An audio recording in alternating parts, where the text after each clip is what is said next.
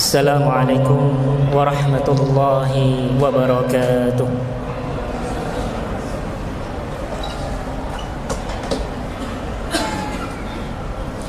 Allahu Akbar, Allahu Akbar, Allahu Akbar, Allahu Akbar.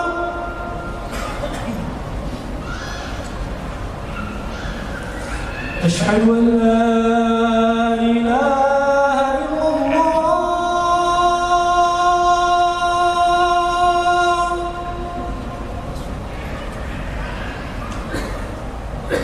Asyhadu an la ilaha illallah.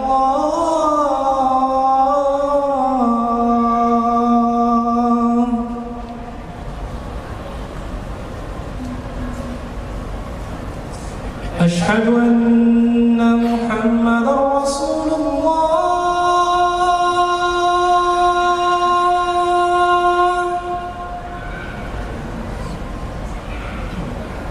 Asyhadu anna Muhammadar Rasulullah.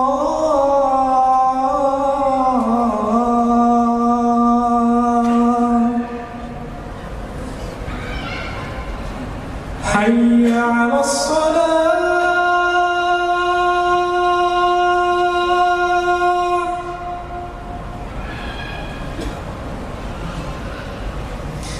Hayya 'alas shalah.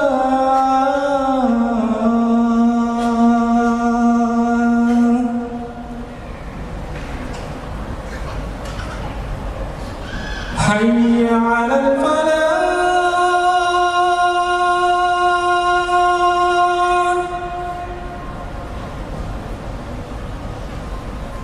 Hayya 'alal falah.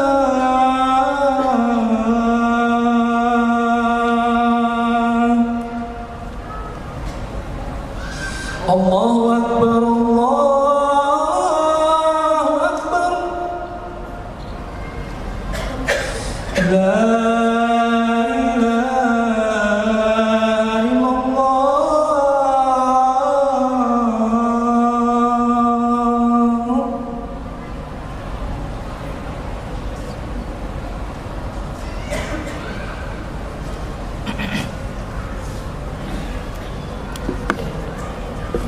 Innal hamdalillah nahmaduhu wa nasta'inuhu wa nastaghfiruh wa na'udzu billahi min shururi anfusina wa min sayyiati a'malina.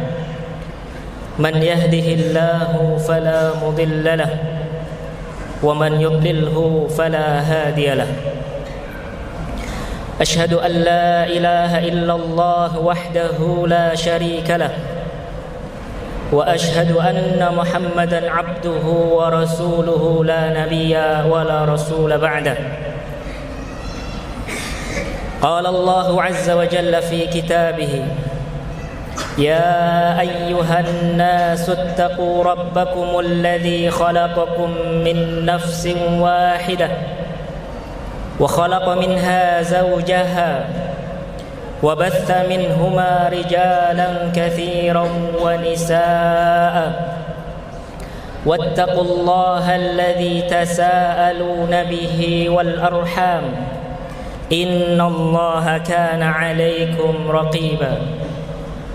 وقال جل جلاله: يا أيها الذين آمنوا اتقوا الله وقولوا قولا سديدا يصلح لكم أعمالكم ويغفر لكم ذنوبكم ومن يطع الله ورسوله فقد فاز فوزا عظيما. أما بعد.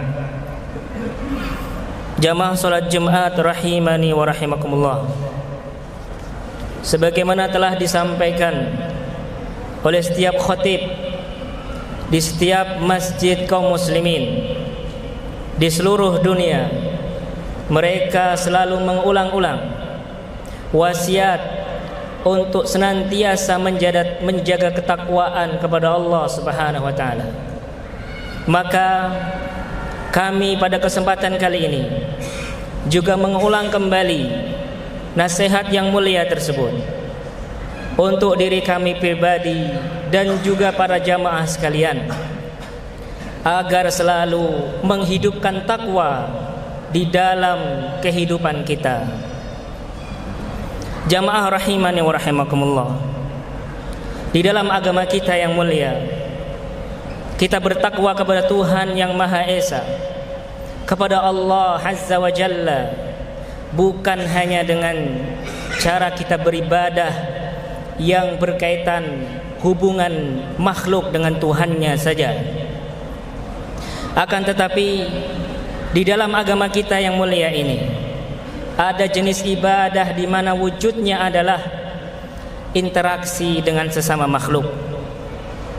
Di antara ibadah yang tergolong sebagai ibadah interaksi sesama makhluk, dan itu adalah ibadah yang paling mulia, adalah berbakti kepada kedua orang tua. Banyak ayat dan juga hadis Nabi sallallahu alaihi wasallam yang menerangkan tentang posisi berbakti kepada orang tua di dalam agama kita. Di antaranya Allah Subhanahu wa taala menggabungkan perintah berbakti kepada kedua orang tua dengan perintah untuk mentauhidkan Allah Azza wa Jalla. Sebagaimana tertuang di dalam surat An-Nisa ayat 36, Allah mengatakan, wa'budullah wa la tusyriku bihi syai'a wa bil walidaini ihsana. Sembahlah Allah dan jangan kamu sekutukan Allah dengan sesuatu apapun, dan berbaktilah kepada kedua orang tua. Ketika Tuhan kita Azza wa Jalla menyandingkan perintah untuk berbakti kepada kedua orang tua dengan perintah yang paling mulia, yang paling agung yang pernah diperintahkan di muka bumi ini, perintah yang menjadi sebab diciptakannya manusia di muka bumi ini, perintah yang menjadi sebab diutusnya semua rasul, yaitu perintah tauhid. Allah sandikan perintah berbakti kepada kedua orang tua dengan perintah untuk bertauhid. Maka ini sudah cukup bagi seorang muslim untuk menganggap bahwa berbakti kepada kedua orang tua itu tidak main-main. Berbakti kepada kedua orang tua itu ibadah yang sangat besar. Jamaah rahimani wa rahimakumullah.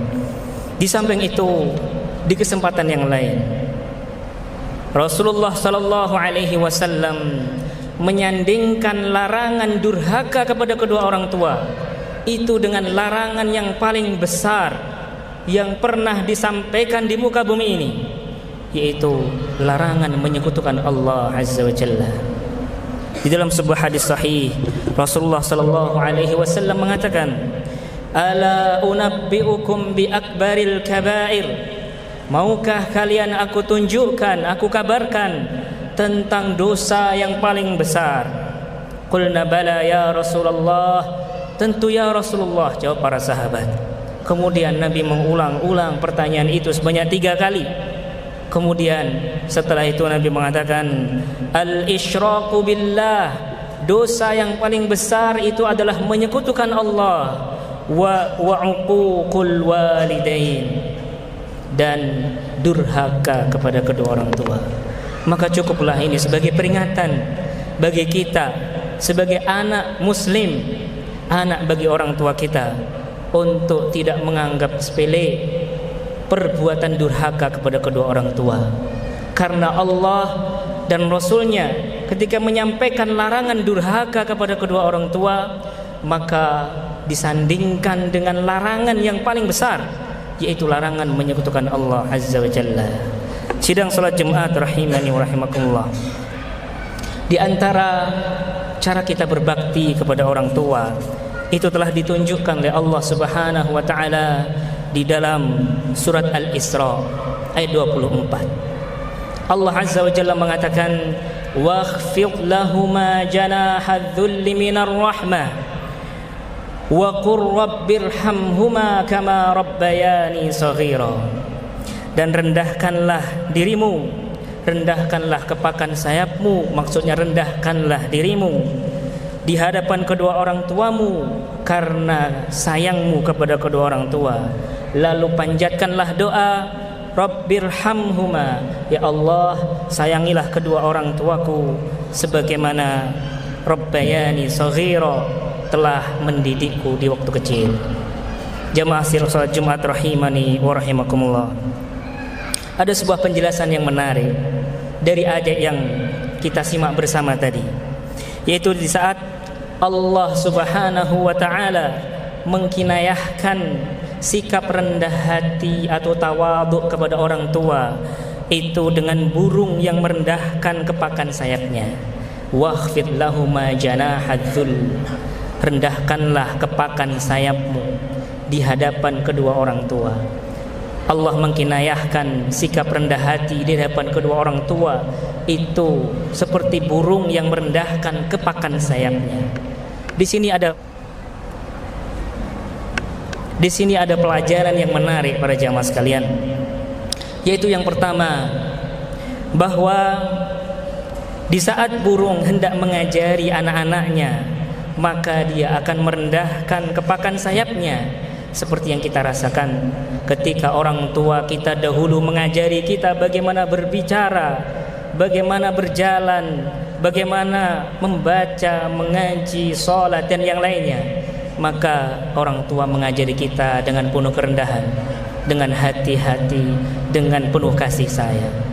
Oleh karena itu para jemaah sekalian, sudah saatnya ketika kita telah dewasa, kita yang berganti untuk merendahkan diri di hadapan orang tua kita.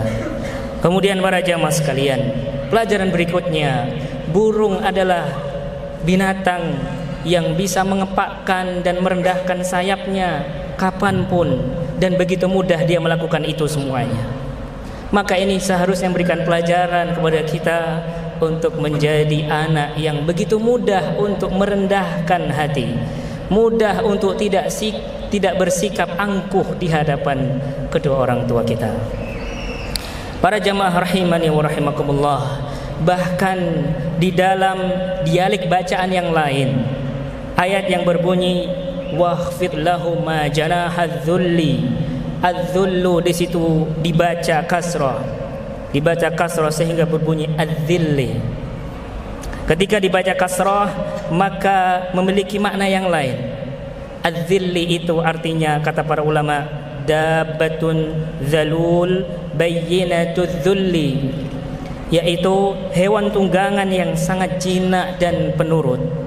Maka ini berikan pelajaran kepada kita para anak untuk begitu mudah dan mudah untuk merendahkan diri di hadapan kedua orang tua kita, dan tidak membantah setiap perintahnya selama perintahnya itu adalah kebaikan.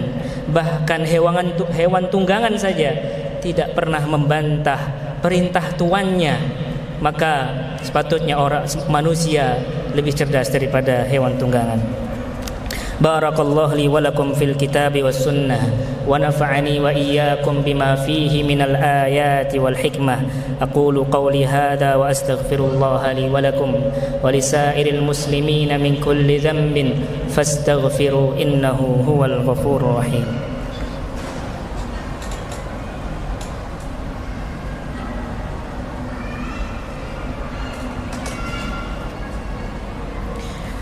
Alhamdulillahi ala ihsanih wa syukru lahu ala taufiqihi wa amtinanihi wa ashhadu an la ilaha illallah ta'ziman li sya'nihi wa ashhadu anna Muhammadan abduhu wa rasuluhu da'in ila ridwanihi salawatu rabbi wa salamuhu alaihi wa ala ikhwanihi. Para jamaah rahimani wa rahimakumullah, pelajaran berikutnya yang kita bisa petik dari surat Al-Isra ayat 24 itu bersumber dari ungkapan doa yang diajarkan Allah Azza wa Jalla agar selalu diucapkan oleh setiap anak untuk kedua orang tuanya. Allah mengatakan wa qur rabbirhamhuma kama rabbayani shaghira, dan ucapkanlah, ya Allah sayangilah kedua orang tuaku sebagaimana mereka telah mendidikku di waktu kecil. Jamaah rahimani wa rahimakumullah, di dalam doa yang mulia ini Allah Subhanahu wa taala mengajarkan kepada setiap anak untuk selalu mendoakan kedua orang tuanya karena sebuah alasan yang mulia. Alasan tersebut tertuang dalam kalimat doa, kama rabbayani shaghira, karena mereka telah mendidikku di waktu kecil. Rabbayani itu adalah tarbiyah, yang artinya adalah pendidikan. Lantas apa yang dimaksud dengan mendidik itu? Dan apa isi dari pendidikan itu? Lalu bagaimana cara mendidik itu? Jamaah rahimani wa rahimakumullah. Sebenarnya kita bisa memahami, bisa menemukan jawaban dari 3 pertanyaan yang sangat mendasar tersebut untuk memahami daripada aktivitas pendidikan itu dari pribadi Nabi kita Muhammad sallallahu alaihi wasallam. Karena Rasulullah sallallahu alaihi wasallam pernah mengatakan, innama bu'ithtu mu'alliman, sesungguhnya aku diutus itu sebagai pendidik. Jamaah rahimani wa rahimakumullah. Kemudian di dalam ayat yang lain Allah Subhanahu wa taala juga menekankan bahwasanya Nabi kita sallallahu alaihi wasallam sebagai pendidik, yaitu Al-Baqarah ayat 129. Allah mengatakan, Rabbana wab'ats fihim rasulan minhum yatlu 'alaihim ayatika wa yu'allimuhumul kitaba wal hikmah wa yuzakkihim innaka antal azizul hakim. Ya Tuhan kami, utuslah di tengah-tengah mereka seorang rasul dari kalangan mereka sendiri yang akan membacakan kepada mereka ayat-ayat Engkau, mengajarkan kepada mereka Alkitab dan Al-Hikmah, serta mensucikan mereka. Sesungguhnya Engkaulah yang Maha Kuasa lagi Maha Bijaksana. Ayat ini berbicara tentang doa yang diucapkan Nabi Ibrahim agar mengutus di masyarakat Mekah seorang rasul yang bisa mendidik mereka. Di dalam ayat ini diterangkan sebuah proses pendidikan. Mendidik itu adalah, disebutkan dalam ayat ini adalah mengajarkan kepada mereka Alkitab, membacakan, mengajarkan, dan membersihkan hati mereka dari karakter-karakter yang buruk. Berikutnya para jamaah sekalian, tentang apa isi dari pendidikan. Tentu isi dari pendidikan adalah semua ilmu pengetahuan yang bermanfaat. Akan tetapi ada sebuah tema esensial yang paling mendasar sebagai basic tema semua aktivitas pendidikan. Tema tersebut adalah pendidikan akhlak. Hal ini sebagaimana termaktub dalam sabda Nabi sallallahu alaihi wasallam, innama bu'ithtu liutammima makarimal akhlak. Sesungguhnya aku diutus untuk menyempurnakan akhlak. Lalu yang ketiga tentang bagaimana cara mendidik. Maka mendidik ini adalah proses yang panjang, caranya pun kompleks. Pada khutbah yang singkat ini kami ingin menyampaikan sebuah cara yang sangat esensial daripada proses pendidikan. Cara mendidik adalah dengan memberikan keteladanan. Hal ini sebagaimana yang terdapat dalam pribadi Nabi kita Muhammad sallallahu alaihi wasallam, laqad kana lakum fi Rasulillah uswatun hasanah. Sesungguhnya pada diri Rasulullah sallallahu alaihi wasallam itu terdapat suri teladan yang baik. Jamaah rahimani wa rahimakumullah. Sebagai penutup khutbah yang singkat ini, kami sampaikan sebuah pelajaran yang terakhir yang harus diingat dan dicatat oleh setiap ayah dan juga setiap ibu yang memiliki anak, terutama anak yang masih pada usia dini, yaitu Allah Subhanahu wa taala mengajarkan kepada kita sebuah alasan untuk selalu mendoakan rahmat untuk kedua orang tua kita, karena kedua orang tua kita telah mendidik kita di waktu kecil. Kama rabbayani shaghira, sebagaimana mereka telah mendidikku di waktu kecil. Ada sebuah pertanyaan besar yang muncul setelah membaca doa ini, yaitu mengapa Allah menjadikan pendidikan anak di waktu kecil sebagai alasan agar anak-anak itu berterima kasih kepada kedua orang tuanya dengan cara selalu mendoakan kedua orang tuanya rahmat. Mengapa bukan pendidikan di saat anak sudah dewasa? Bukankah proses pendidikan itu jamaah sekalian adalah proses yang panjang dari kita lahir sampai kita ke liang lahat?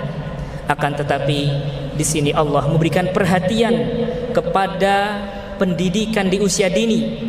Ini sepatutnya menjadi pelajaran, menjadi motivasi bagi setiap ayah untuk memperhatikan pendidikan anak di usia dini.